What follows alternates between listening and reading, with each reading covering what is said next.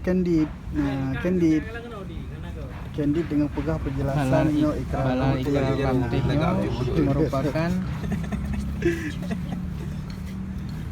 ikrar perdamaian antara Darul Islam dan pemerintah Indonesia pada saat itu tahun 1957 Masehi.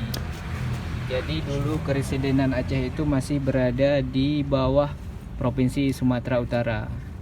Kemudian atas perjanjian inilah terbentuklah menjadi Provinsi Aceh.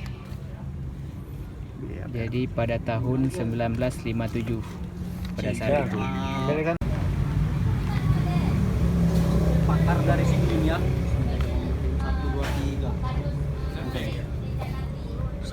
2, 3 Meritat pakar dari segi 3 orang pakar segi.